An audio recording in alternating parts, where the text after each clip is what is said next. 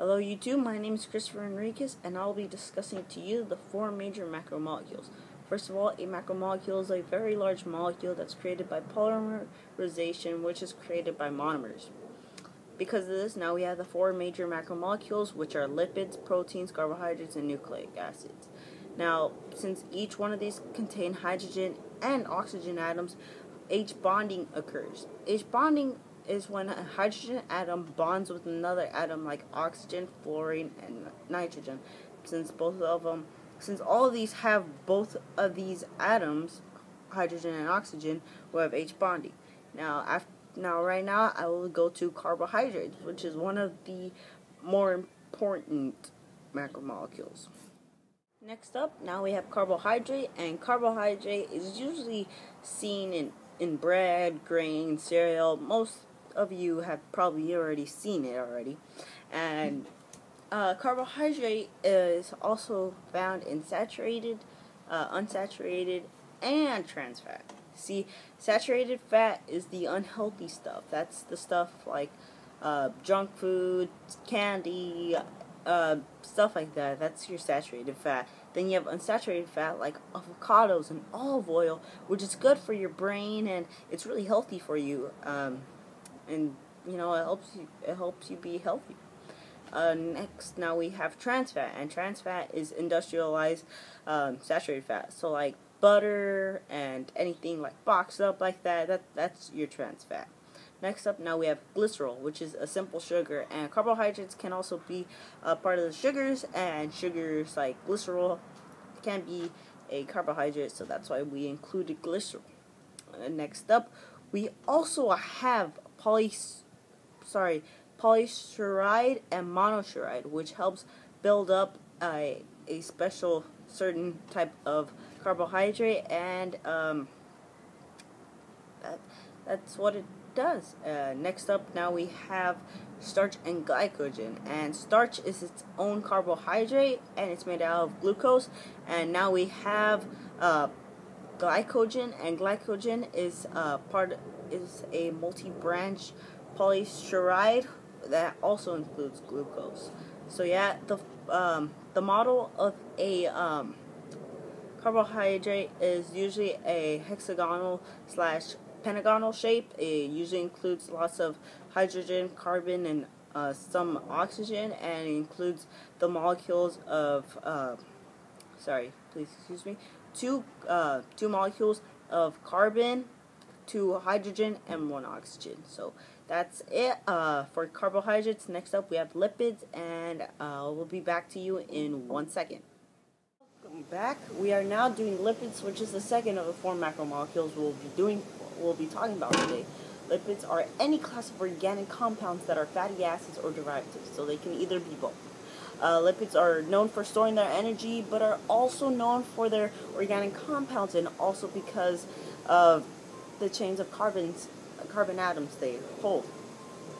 Fatty acids, which are huge parts of the lipids, also can change it because of saturated and unsaturated fat. See, what unsaturated fat does is it allows less room for the lipid. So when it gets stuck, you have blood being able to go through your veins, while saturated does the opposite, and it basically clogs up, and that's why you have heart attacks and strokes and stuff like that, because it just it doesn't spread the blood everywhere it needs to go. So lipid looks like a long chain of carbon and hydrogen, but it also includes oxygen, hydrogen, and carbon. So in the beginning, and then we'll just keep on going until whenever it stops. But it's just huge long chains, and that's what a lipid is.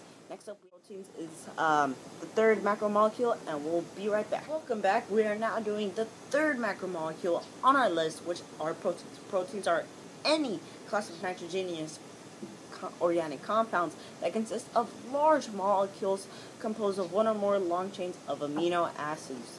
And these are very essential to most living life here on Earth.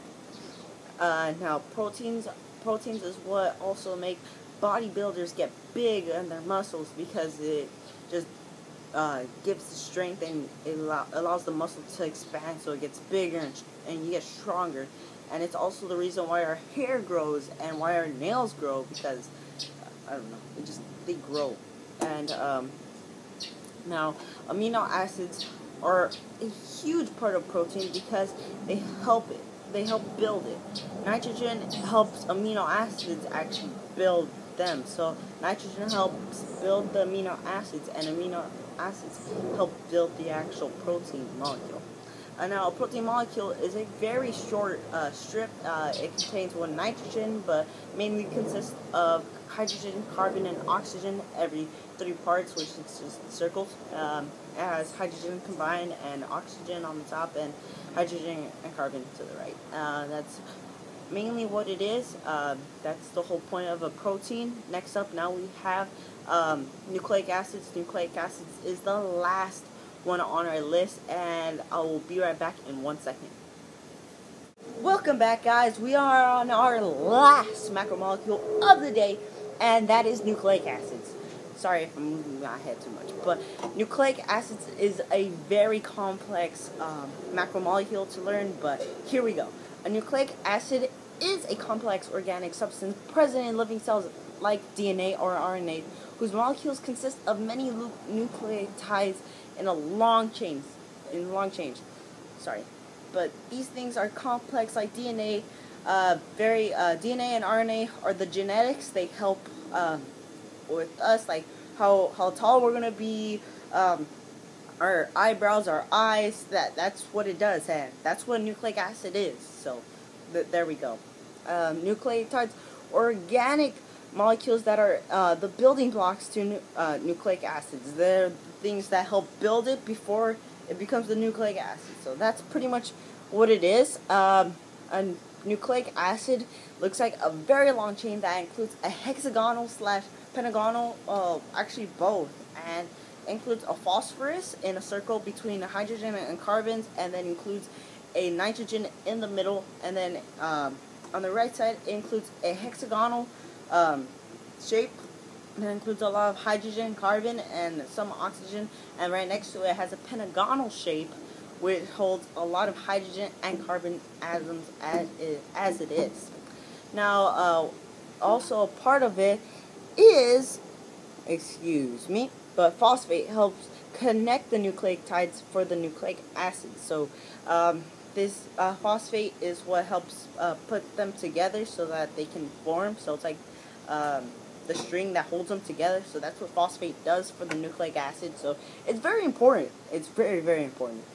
That's basically the heads up. Other than that, phosphorus, which is the new atom to it, and basically what phosphorus does is it helps store, so it remembers. So I guess it's very important for genetics because it remembers what your code is and then tells you how tall you're going to be, stuff like that, your hair, your color, stuff like that. So that's the rundown for nucleic acids. Hopefully you guys enjoyed this presentation. Hopefully everyone liked it. Share it if you guys want. Hope to see you guys soon, and have a good day. Be right back, and I'll see you guys later.